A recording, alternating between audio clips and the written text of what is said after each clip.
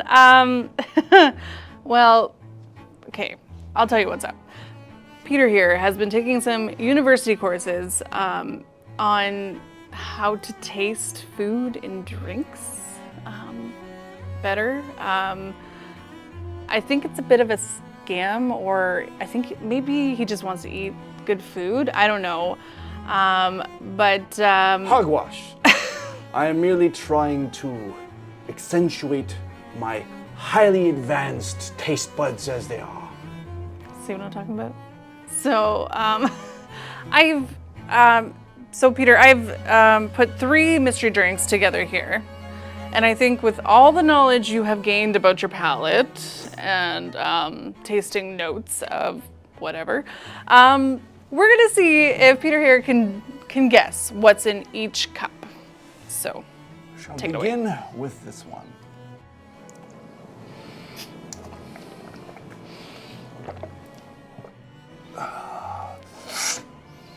Water from the tap. Okay, let's see if he's correct. Yep, you got it. Water from the tap. Of course, I was right. The next one.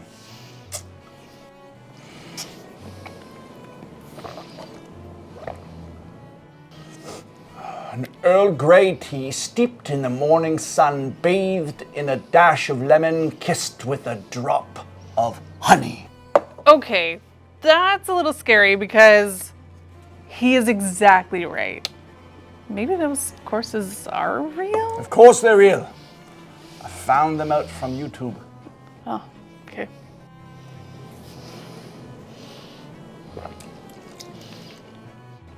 This one is tricky.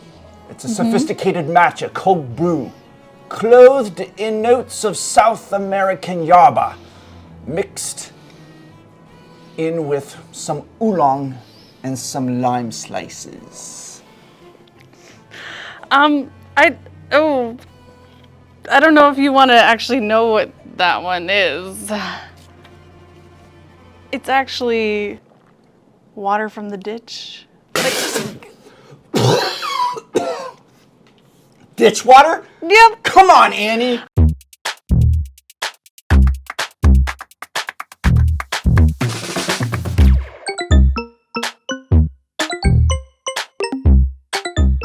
Hey everyone, my name is Peter. And I'm Annie. And welcome to the This and That Show. I am pretty excited about today's Bible story. Yeah. Because it is about Jesus' first miracle. So cool.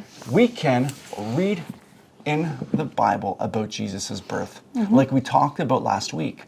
And we can read a little bit about the way Jesus grew up. And when we read it in Luke chapter 2, verse 52,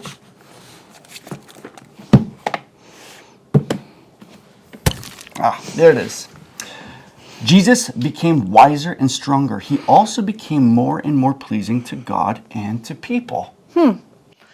Here we're picking up the story when Jesus was about 30 years old. In the book of Matthew, we read how Jesus went down to the Jordan River to be baptized by his cousin John. John tried to stop Jesus by saying that he wasn't even worthy to untie Jesus' sandals. But Jesus said it was all part of God's plan. When Jesus came out of the water, the heavens opened up and God's Spirit came down like a dove, and the voice from heaven said, I'll read it from you from Matthew 3:17. This is my son, and I love him. I am very pleased with him. After that, Jesus began to teach people, and he called his first disciple to follow him as well. Oh, I just had an idea. Oh yeah? Yeah, let's tell the story, but let's do it with a bit of a twist. Okay. With the help of the button. Here we go, ready? Yep. Here we go! Okay. At this time, some people knew about Jesus, but many still did not. That began to change after what happened in our story today, which took place at a wedding. Ready, Peter? I am all ready. All right. So here we have the bride and the groom, and they were getting married. The wedding took place in a town of Cana in the region of Galilee. Jesus was there too. And so was his mother Mary. At the wedding, everyone was celebrating and having fun. It was a joyful time for people who had gathered together. But before long, there was a problem, and the wine had run out. Mary, she turned to her son Jesus. She told him this. Jesus' mother said to him, "They have no more wine." "Dear woman, why are you telling me about this?" Jesus replied. "The time for me to show who I really am isn't here yet." Then Mary turned to the servants who were helping with the feast. She told them to do whatever Jesus asked. Then Jesus told the servants to fill up 6 large stone jars with water. These were special jars that could hold up to 30 gallons of water in each, and they were used for ceremonies that involved washing, so the water needed to be clean. The servants listened to Jesus and filled 6 of those giant jars with water.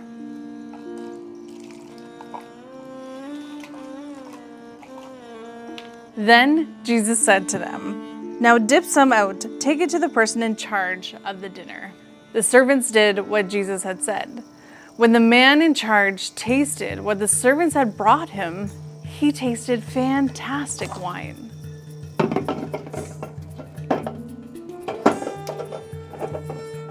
And it wasn't just that Jesus had turned the water into wine. It was very good wine. And the man in charge talked to the groom, and he said, "You have saved the best until now." This meant everyone could continue their joyful celebration. All right, let's bring Peter back. Jesus showed us how to have joy. Jesus brought joy and celebration when he performed this amazing miracle and he turned water into wine. And Jesus showed us how to have joy in so many other ways. He showed us the very best way to live. He showed us how to love God and love others. He wanted us to know how important it is to find joy in celebrating with the people God has placed in our lives. Definitely. So let's say our bottom line together. Jesus showed us how to have joy. If you think about it, we have lots and lots of reasons to celebrate. Of course, there's like the big celebrations like Christmas, Easter, birthdays, but there's also reasons to celebrate in our everyday life. Like if you and your team do your best at your swim meet, or if you have a really fun day spending with your best friend. You can even celebrate enjoying ice cream at the end of a warm summer's night. I love My favorite. We can find joy when we remember that we can trust God no matter what. Yes. We can find joy when we pay attention to all the good gifts God has given us. And most of all, we can find joy when we remember how God sent Jesus for us. God sent Jesus to be our Savior. Jesus died on the cross and made a way for us to be forgiven. And because of that, we can have a relationship with God that will last forever. So that good. gives us joy that nothing in this world can take away. Amazing. Yes. So on that note, friends, Yes. thanks for joining us today, and we'll see you next time on the This and That Show. All right, see ya.